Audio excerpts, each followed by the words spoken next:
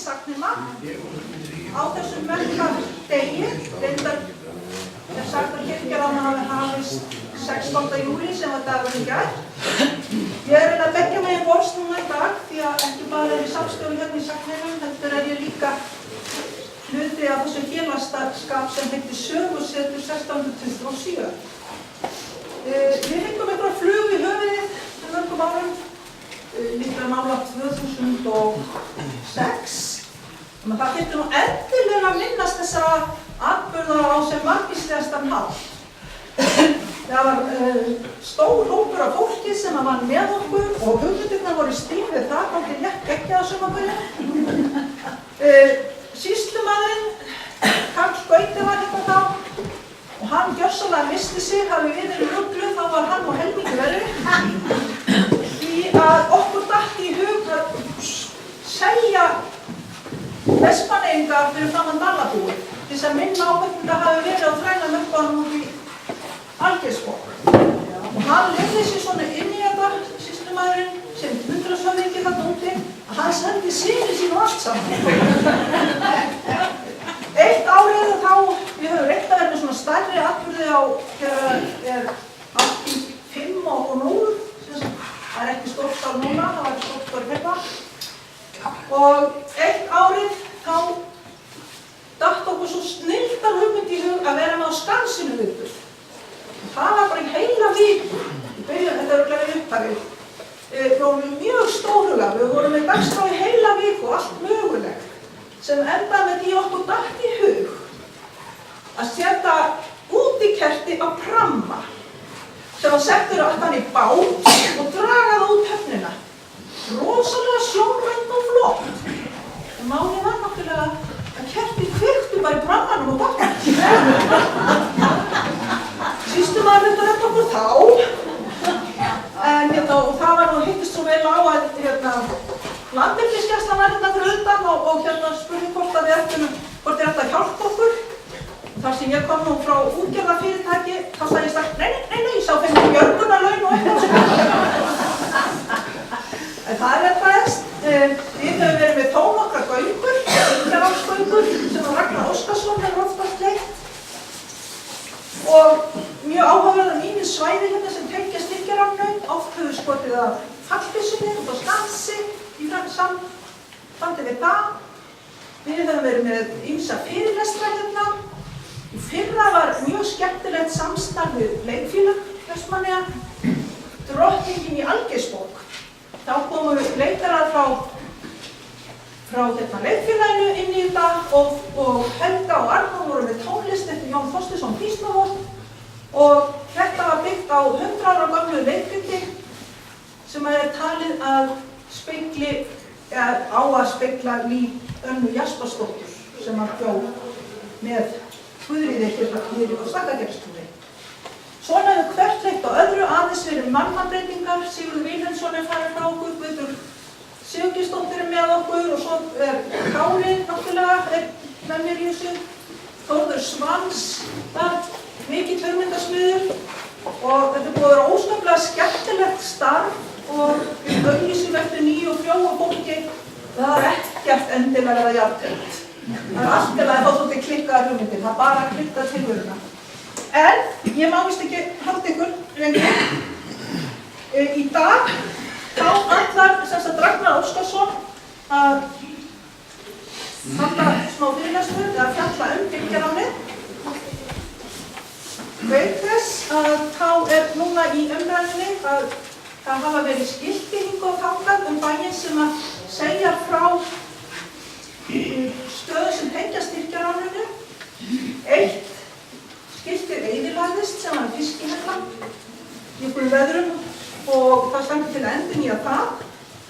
Jóhann Laufási, hann er búinn að vera ofboðslega duglegur og drífandi og rekum hann áfram að harðri hendi í þessum skiltanálum og það er alveg óvenjulegt að hafa menn eins og hann.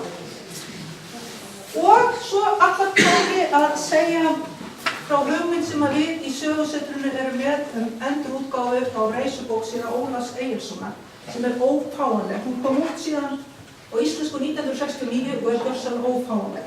En ekki meira blaður frá mér. Ragnar Óskarsson, gjörðu svo vel.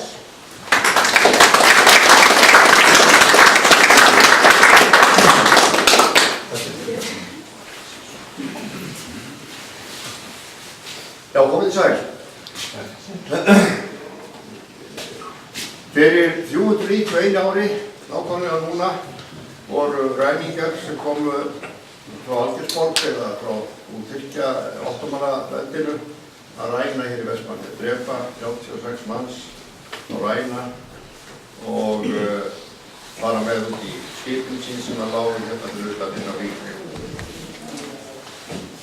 Okkur datt það í hug aðeins bara til þess að rifja upp þessa sögu að ég færi hér með nokkra þætti sem tengjast Tyrkjaráninu, það er að segja rekja þetta svona í stórum dráttum og hvernig þetta gerðist allt og hverjar orsakirnar voru að Tyrkjaráninu, hvers vegna komu hingað útlendingar að ræna fólki og hvað var svo þetta fólk þegar að upp var staðið, hvað vitum við það meir. Og ég ætla sem sé að byrja aðeins á því að fara hérna til Evrópu árið 1648, það er að segja, það hefði ríkt stríð í Evrópu 30 ár og verða 30 ára stríði frá 1618 til 1648 og þetta kort sýnir landaskipan árið 1648. Þá hefði það mjög mikla breytingar og eins og þið sjáum strax að þá er þetta mjög að miklu leyti mjög önnur mynd heldur blasir við okkur í dag. Þýskaland til dæmis, það var ekkert eitt öflugt ríki, heldur voru það fjölmörg smáríki. Stundum voru þau 300 til 400 sjálfstæð ríki í þýska keisarastæðinu. Sama gilti raunar Ítalíu. Ítalía var ekkert sameinað ríki, heldur fjölmörg smáríki. Og það er ekki fyrir á þar síðustu öld, á 19. öldinni, svona 1870, að þá 60 á Ítalíu og 70 á Þýskalandi, að þá sameinast þessi litlu ríki í eitt öflugt ríki, svona 1860 til 70 er það ég að segja. Já. Hérna er sem sé Evrópa og 30 ára stríðið, ég vonaði sjálfur textan, hann er svona bara aðeins til þess að svona menn sjáu leið og ég segi svipaði eitthvað sem er í textanum. 30 ára stríðið hafði ríkt frá 1618 til 48 og það var fyrst og fremst stríð vegna trúarbragða sem tengdist allri valdabaráttunni í Evrópu. Kaþólikkar voru annars vegar og mótmælendur hins vegar. Þetta á rætur að rekja allt frá því að Martin Luther hóf sín mótmæli 1517 og ríkin í Norður-Evrópu, þar á meðal Norðurlöndin, Þýskaland, að hluta til í Frakklandi og víðar, fylgdu þessari nýju kirkjuskipan en páfinn í Róm og Páll, Frakkland að hluta, Portugal og önnur ríki, þau fylgdu kaþólsku kirkju í Róm. Og upp úr þessu öllu var síðan stríð sem sé var í 30 ár. Eftir 30 ára stríðið og í 30 ára stríðinu þá voru ríki Evrópu gjörsamlega máttlaus. Sérstaklega fór að líða á það því að allt efnahagslífið, allur efnahagur þessara landa, hann snerist stríðið, stríðsreksturinn og stríðsreksturinn óskaplega dýr, hann er mannfrekur og það snýst allt stríð. Fólki bjó eymd og voðaðeigur. Ríkin sjálf voru veik og máttlaus. Landvarnir í þessum ríkjum voru þar alveg mjög litlar, ófullnægjandi gjörsamlega og þess vegna var möguleiki fyrir alls konar uppreisnir, bæði utanakomandi og svo innan ríkisins sjálfs sem voru það var líka mjög mikið það á þessum tíma. Í veikum ríkjum þá þróaðist smá saman sú regla eða sá háttur að stjórnvöld þau leyfðu sjórán. Þau leyfðu, með þeirra leyfi voru sjórán viðurkennd og hvers vegna voru þau viðurkennd? Það var til þess að ná í tekjur til þess að verja landið eða ríkið. Það var það eða sókn á móti hugsanlegum innrásum og svo framvegis. Og til þess að veikja þá önnur veik ríki líka. Þannig að þetta var bara partur af. En sjórán, þau voru leyfð eftir ákveðnum reglum. Ágóðinn sem að sjóræningjarnir eða félög þeirra höfðu af sjóránum runnu að hluta til ríkisins og að hluta til þeirra sjálfra sem síðan skiptu þess eftir einhverjum reglum sem þeir höfðu með sér. Dæmi þessi ríki eru England, Frakkland, Niðurlönd, þar að segja Spánn og Belgía, þeir byrja Holland og Belgía og Spánn svo. Sjóræningjarnir, þeir voru kallaðir fríbyttarar. Í fornum íslenskum heimildum þá voru þeir nefndir fríbyttarar. Og dæmi þessa sjóræningja, höfðingja, eru til dæmis, það er Sir Walter Raleigh, sem helst að þekktur alltaf í minni kynnslu, það voru sígarettur sem það kenndar við hann. Og síðan er það Sir Francis Drake, og þið sjáu að þetta allt Sir báðir, og hvers vegna? Af því að hann var aðlaður í Englandi vegna þess, þeir báðir, vegna þess hvað þeir voru góðir. Rændun og drottningin gaf þeim aðalstíð. Þannig að sjóráninn er náttúrulega mjög mikilvægur hluti. Þá skulum við snúa okkur að Tyrkjaveldinu. Þarna erum við búin að fá smá yfirlit Evrópu, hvernig hún leit út. Tyrkjaveldi, það má segja, það hafi náð allavega austan frá, austan frá Indlandi og hérna vesturum, alla Norður Afríku og allt til Austurríkis.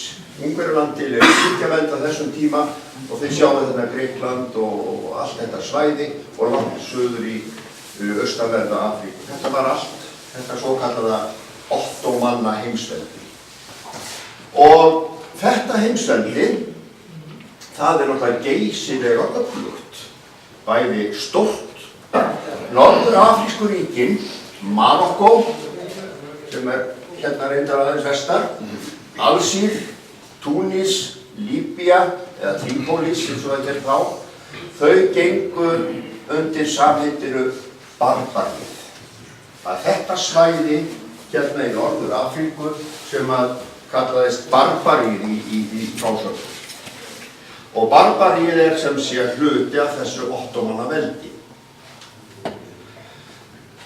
Bara til þess að þið sjáu svona hvernig menn gerðu sér hugmyndir að Ísland á þessum tíma. Það er einhvern veginn svona þetta kortið frá 1595, það er að segja ekkert löngu áður en að það er svona 40 árum, 30 árum áður en að Tyrkjaráni var.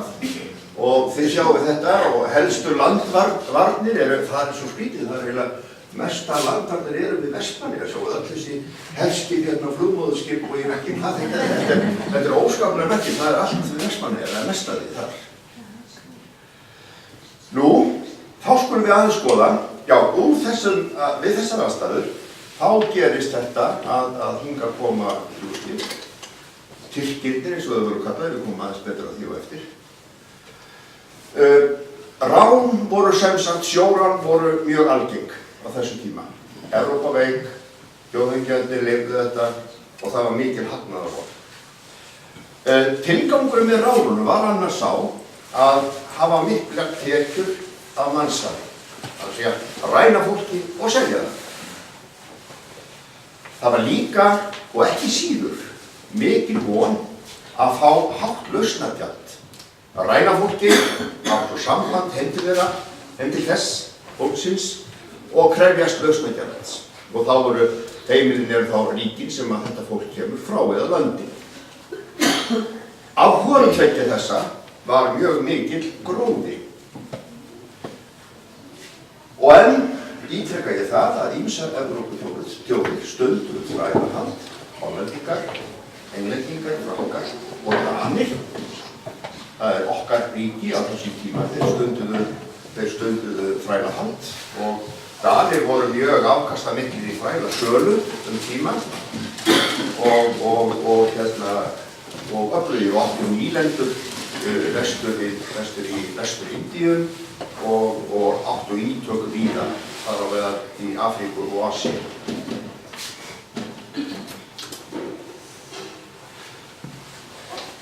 aðeins bara til þess að setja ykkur aðeins í nánari tengsl við tímann, að þá konungur Íslands og Danmerkur Kristján IV, skáld, íslensk skáld á þessum tíma þegar Tyrkjanálið bara til þess að þið sjáum svona hverju þetta voru.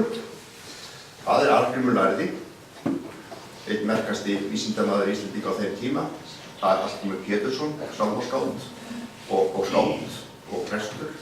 Og það Björn á Skarðsá sem ritaði Skarðsár annar frá 1400 til 1640 og ritaði líka samantekt Tyrkjanálið. Atburður sem tími, þetta barokktíminn í Evrópu, mikið skraut, þunglamalegt og svo framvegis barokkstíll. Biskupar á Íslandi voru Guðbrandur Þorláksson sem deyr einmitt árið sem að Tyrkir komu hér og Oddur Einarsson, hann deyr skömmu síðar, þeir voru biskupar þegar að Tyrkjarárið varð. Og páfinn í Róm var Úrban VIII, bara svona réttis að tengja þetta. Þekktustu málara tímabilsins voru Rubens og Rembrandt, sem enn náttúrulega háum og hafði flottustu málara í heimili Guði og þá skulum við fara til Vestmannaeyja. Vestmannaeyjar varð sérstök sýsla árið 1609. Þá gerð réttarbót á dönsku stjórnarfar á Íslandi og Vestmannaeyjar verða sérstök sýsla. En það engir sýslumenn í Vestmannaeyjum, það engir sem fara með framkvæmdavaldið í Vestmannaeyjum fyrir 1700. Þá fyrst koma sýslumenn til Eyja. Þannig að á tímum Tyrkjarásins þá ekkert framkvæmdavald. Það engin lögregla, það ekki neitt. Og það hérna hins vegar danskur kaupmaður og hann í rauninni fer með þetta vald, getum við sagt. Þó að sé ekki formlegt, þá það þannig í raun. Vestmannaeyjar voru illa varðar.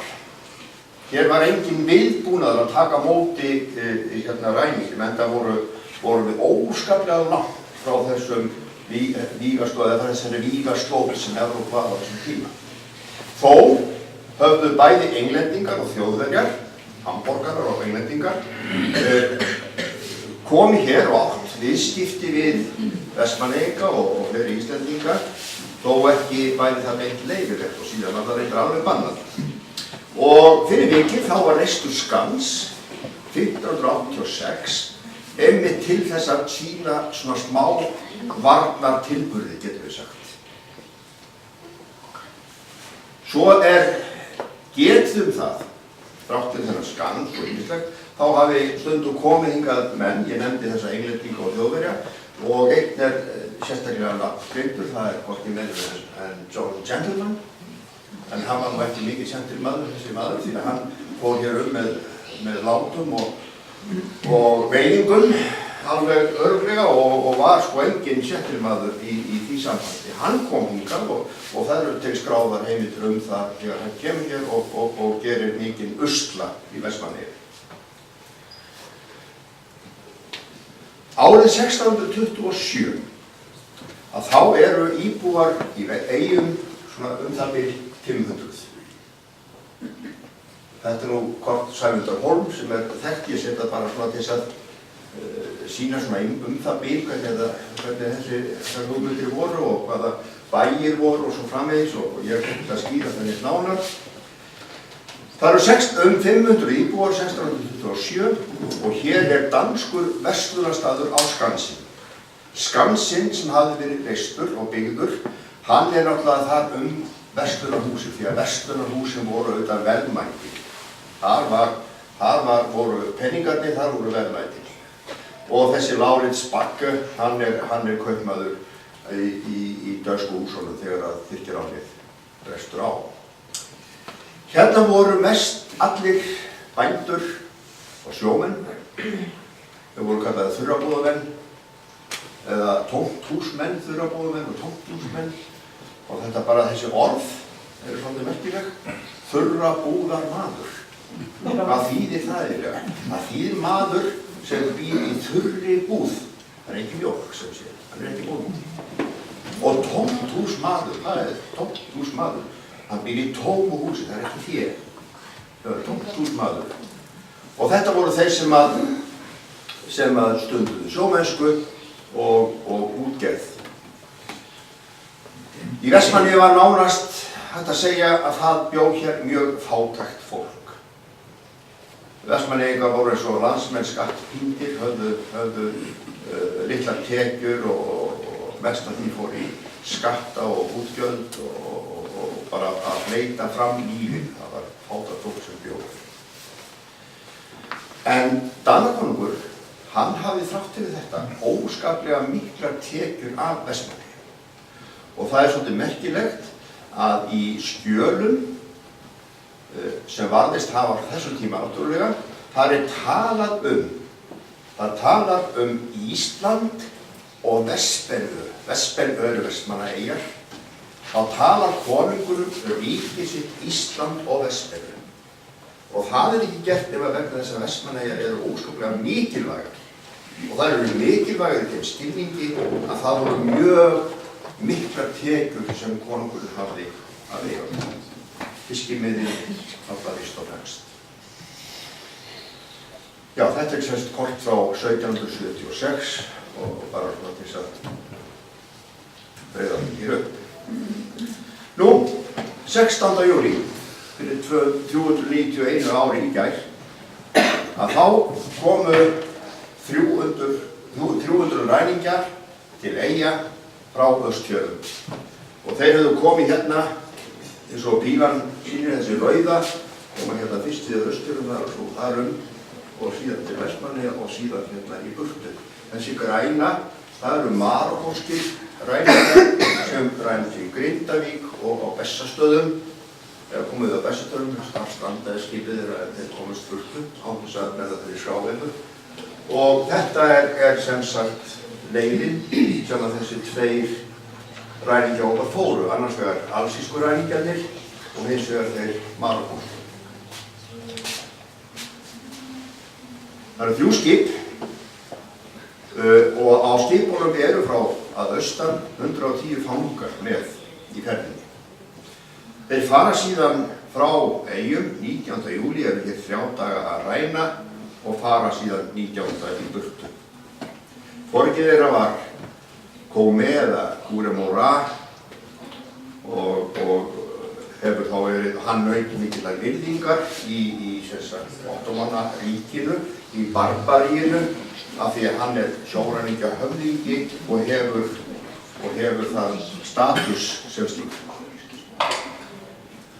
Nú, eyjabúar sjá skipin koma hérna austan frá og línan sem þau fara, þeir koma þarna norðaustri og stefna hérna inn í siglinguna, síðan fara þeir svona aðeins suður og aftur norður sikk-sakk svolítið og það er eins og þau sé að gera upp hugsin hvort þeir eigi að fara inn í siglinguna. Þeir höfðu spurnir á, það er sagt að einhver staðkunnugur hafi hjálpað þeim og þetta á möguleikana hér. Þeir hafa spurnir af því að það sé eitthvað svona vikti þarna og er kannski eitthvað að tvínóna og leggja kannski í það. Veit ekki hvort það er eitthvað styrkur sem tekur á móti þeim, er styrkur. Þannig að þeir sigla suður fyrir eyju og láta í þeim að líta út eins og þeir séu að sigla bara í burtu, bara fara. Þeir sigla eina beint í suðaustur.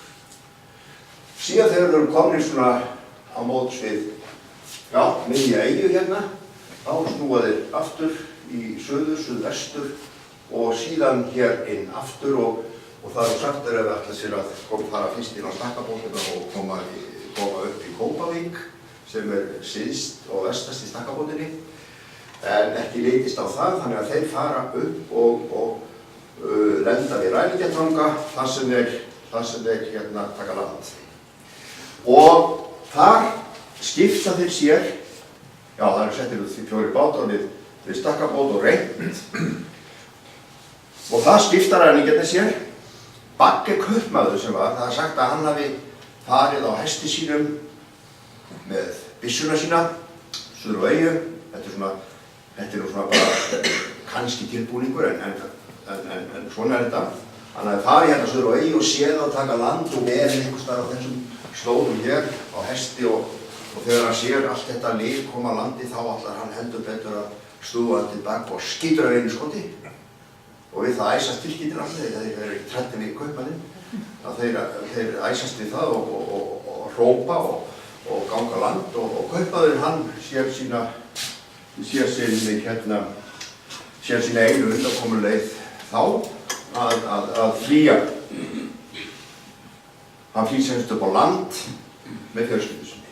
Og þá erum við búin að sjá það sko, þetta framkvæmdavald, þó það sé ekki formlegt, þá er það farið. Æðsti maður, hann bara fór. Og skipstjórar og skipi sem lá hérna líka, þeir fóru bara upp á land. Og skildu fólkið eftir náttúrulega eins og það var. Hérna er bara mynd af Rengjatanga og sýnir þessa lendingu hérna. Já, hér er önnur mynd. Þið vitir náttúrulega hver málaði þessa. Þetta er Guðni Hermansen. Við erum alltaf svolítið flott að það er svo óbóðslega mikið logg. En samt er vindur í seglunum. Það getur því. Þetta er svolítið sérstökk. En hvað er það? Þeir sem skipta sér í þrennt, ræningjarnir. Og fyrsti hópurinn, hann fer á kirkjubæina. Það var séra Jón Þorsteinsson, prestur. Og þar bjó með honum, þar bjó kona hans, Margrét. Og börn þeirra, Margrét og Jón. Jón Þorsteinsson þessi sá sem að síðan hefur verið kallað Jón Gíslavottur vegna þess hvernig dauða hans bar að. Og þar fara þeir og drepa Jón, eins og menn náttúrulega vita, og taka þau hinn sem fanga, eða sem þræla, og það farið með þau út í skip. Miðhópurinn, hann fer að Dölum, þetta er svona þeir, það er eins og við sjáum sko hvað er best að fara, það skipta sér í þrennt, fara að Dölum og síðan niður í bæinn að höfninni. Fram hjá Sængurkonarsteini og að ofanleiti fyrir þriðji hópurinn. Þar bjó Ólafur Egilsson, langa eitthvað aðvinnur Helgu og Ástríður Þorsteinsdóttir, kona hans. Og þau eru bæði tekin, náttúrulega, og farið með þau borð. Hér er nú bara mynd svona sem að kannski sýnir svona, eða hugmynd hvernig þetta gæti hafa verið. Þetta er ekki samtímamynd og þaðan af síður ljósmynd, heldur svona bara fígúra. Og hér er mynd sem að nemendur barnaskólans, einhver nemendur úr barnaskólanum teiknaði, sem að sýnir svona hvernig þetta gefur nemendur fyrir sjónir. Nú, Tyrkirnir ræna sem sagt 16. til 18. júlí og fara að morgni 19. héðan úr höfninni. Þeir koma til Algeirsborgar miðjan ágúst. Þetta er sem sagt tæplega 2 mánaða ferð. Eða tæplega mánaða ferð, það er að segja. Og koma þar til Alsír með fengsinn. Það er talið að 31 Íslendingur hafi drepist úr bara skorti og þreytu og öllu saman, allt annað loftslag og ill meðferð og þar fram til göttum, sem að hafi dáið fyrsta mánuðinn í Alsír. Hérna tóku Tyrkir að því að talið það er sagt notað 242 Vestmannaeyinga og drápu 36. Og ef við skoðum fjöldan, eins og ef áðan það eru 500 mann sem bjó hér, þá er það helmingur af íbúum. Það er helmingur af íbúum. Það er 2000 manns núna í dag, eða 2001 í samanburði. 200 manns tókst að fela sig, bæði í skútum, á fjöllum og annar staður og því náttúrulega þekki hérna fiskhællana, þar sem fólk haldi sig og Tyrkirnir eltu og skutu. Það er einmitt mynd, sá ég í auglýsingunni sem kom þennan fund hérna. Það er mynd þar sem að sýna Tyrkirnir vera að skjóta upp í byrginn og á Þorlaugarstaða Hillu, Þorlaugargerðis Hillu, þar var sagt að hafi farið sér kona þegar hún komst niður í lagi og völd. Það voru 18 kúlnagöt á pilsinu þar. Þetta svona, já, það sýnir hvað sagan getur verið svo. Já, kannski hefði þau verið 19, ég veit það. Nú, býtum við. Já, það var takmarkalaus grimmd. Það oft talað að það verið takmarkalaus grimmd í þessum ræningjum. Og ég fer hérna með texta sem einmitt segir þetta. Konur fundust dauðar við sínar bæjardyr, sumar stungnar með spjótum, aðrar höggnar, svo stífirðilega við skilið að fötum að flett upp fyrir nakkan og þær naktar. 2 konur voru með börn og urðu þær seinfærar en börnin æptu mjög. Þau tóku ræningjarnir og hálsbrutu og mölvuðu í hvert bein við kletta og köstuðu sér út á sjó. Hvort sem þetta rétt lýsing, það var hún skrifuð svona. Kannski svolítið heift, en við verðum að segja gott og vel. Kannski var þetta bara svona. En svo kemur þessi mynd sem hérna líka bara til að minna okkur á það. Það algengt minni. Minni svona eitthvað sem kemur fyrir aftur og aftur í reynslu heimi fólks og í bókmenntum og í raunveruleikanum. Það algengt minni sem heitir mannúð í stríði. Stríð náttúrulega í eðli sínu grimm og það ekki gott við stríð. En í hverju einasta stríði til frásögn einhvern sem góð, gerir góðverk. Og það auðvitað líka í Tyrkjanálfinu. Og sagan ræningina sem kom að vandfæri konu við Svengurkonustein, við þekkjum hana öll. Þeir þyrmdu henni, annar vildi drepa hana, hinn vildi þyrma henni og þeir þyrmdu henni. Og þetta svona dæmigert minni eða mótíf bókmenntum sem mannúð í stríði. Og það ágætt að láta það fylgja með svona mitt og eftir þess hræðilegu lýsingu. Nú, þá skulum við aðeins snúa okkur að einstaklingunum sem þarna eru. Guðrún Símonardóttir. Hún svona svolítið aðalhlutverk í þessu Tyrkjaþráni. Það síðan kölluð Tyrkjagudda henni til einhverja smánar þó hún hafi verið hetja í rauninni. Hún bjó hér og eiginmaður hennar, Eyjólfur Sólmundarson og sonur þeirra Sólmundur þegar hún tekin. Hann líklega á sjó eða einhvers staðar annar staðar, þannig að Guðríð og Sólmundi ræn. Þegar hún kemur í Barbaríu þá meðal hann skrifa hún bréf sem til og til Eyjólfs bóndasins. Hún kaupir sér lausa 1636 en þar Sólmundur, sonur hennar, hann verður eftir í Barbaríunni. Þá hann orðinn unglingur og hún skilur hann eftir. Og menn hafa oft eftir að skildum barnið eftir. Kannski vildi bara Sólmundur vera eftir í góðverðinu. Og kannski átt að fá það félag og það var það rætt að hann yrði bara eftir. Þannig að Guðríður þarf ekki endilega að fá mínus fyrir það að Sólmundur var eftir í Barbaríu. Guðríður átti fyrir höndum langt og strangt ferðalag til Kaupmannahafnar og þegar hún kemur þangað þá kynnist hún Hallgrími Péturssyni sáttmálaskap. Og árið 1637 þá fer hún með honum til Íslands, með þeim höfðu tekist ástir og þau halda til Íslands 1627. Eyjólfur, eiginmaður Guðríðar, hann var eftir eins og áður kom fram. Hann eignaðist barn með vinnukonu sinni og hann dæmdur til dauða fyrir það því að það var náttúrulega hórdómsbrot.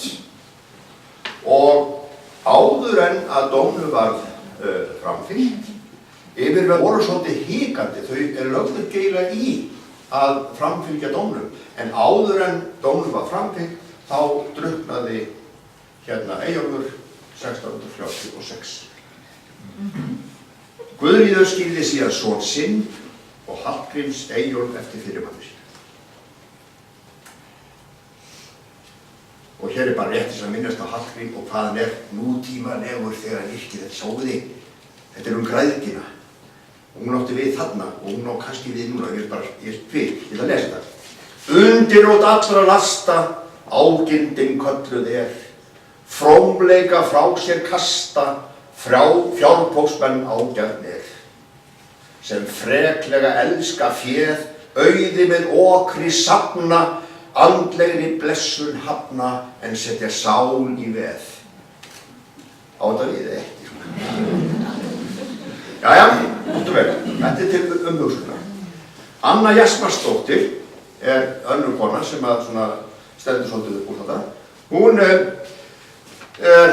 hérna nýgift Jóni Oddssyni í Stakkagerði. Þegar hún kemur austur í Barbaríu þá giftist hún Örlygi í Algeirsborg og turnerast eða tekur múslimatrú og hún var kölluð í heimildum oft drottning í Barbaríu. Og það fer mjög tvennum sögum það hvort hún var of fín fyrir Íslendingana eða hvort hún þóttist vera of fín og var að hjálpa þeim samt á laun.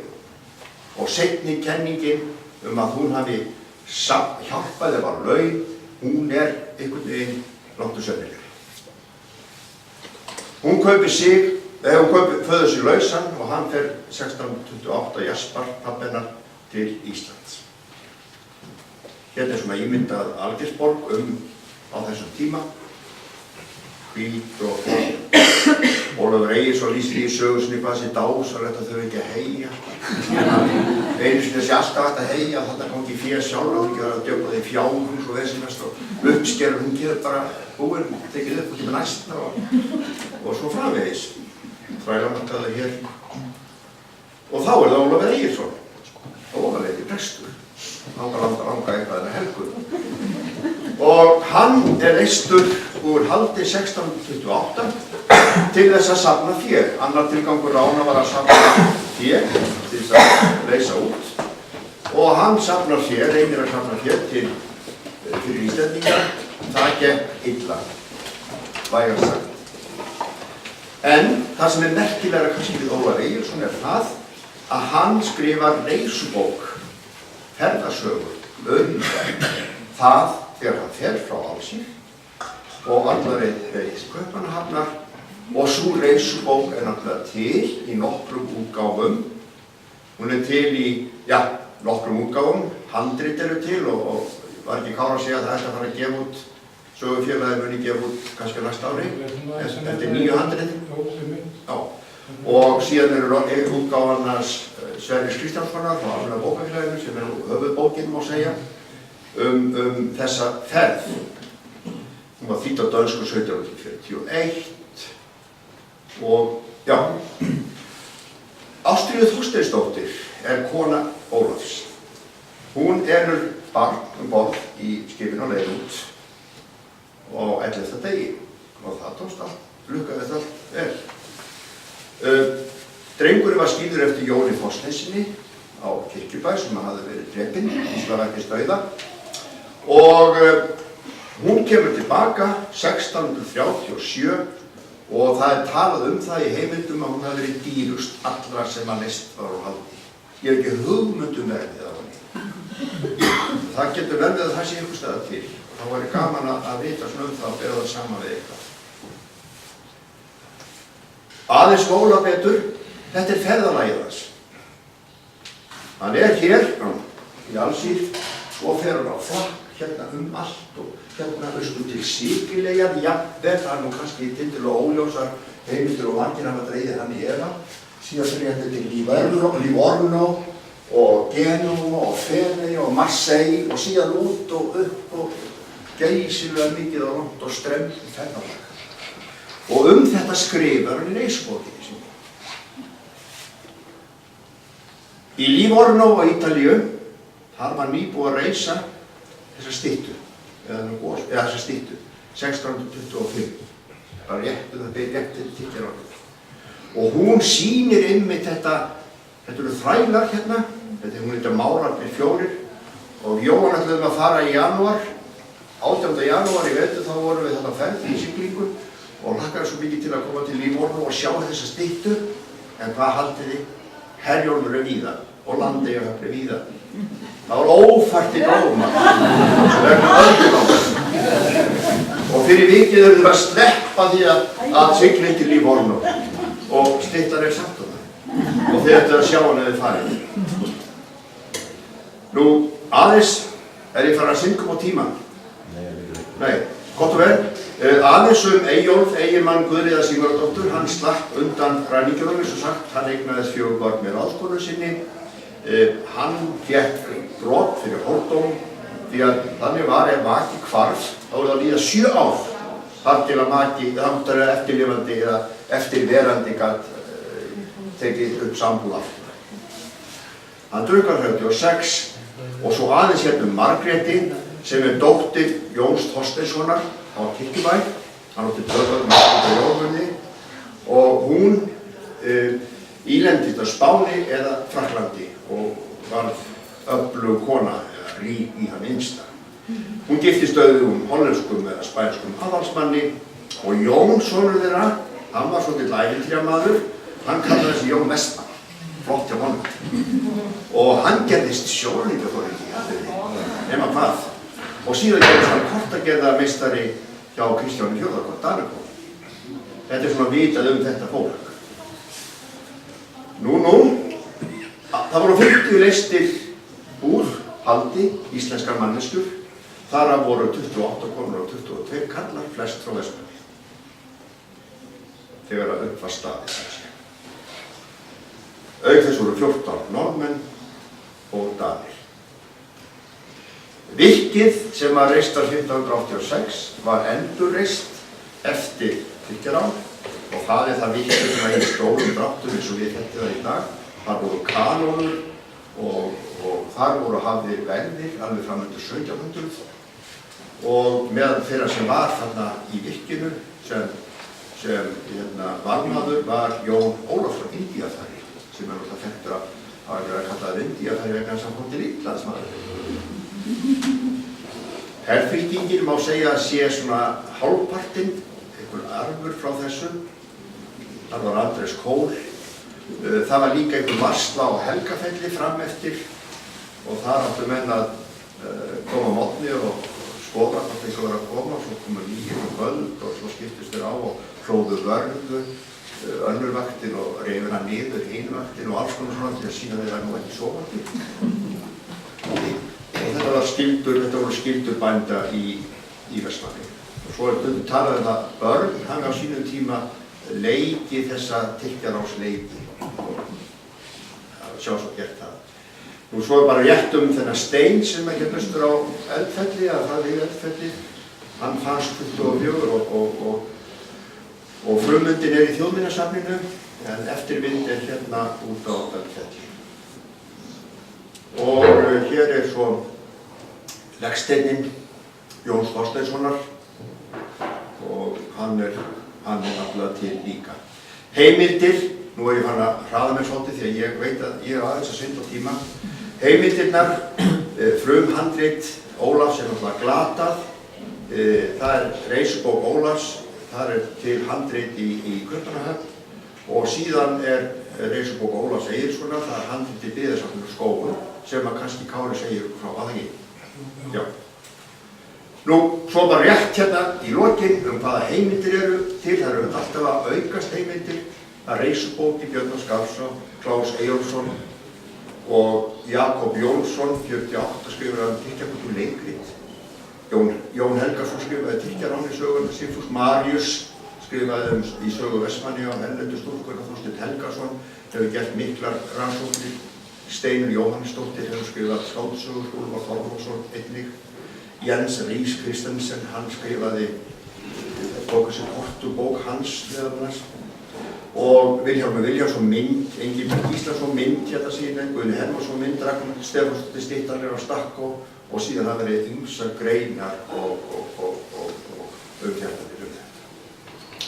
Nú vona ég að þið hafi aðeins bara sett ykkur inn í andrúmsloftið og kannski haft ykkur gagn að þessu. Takk fyrir.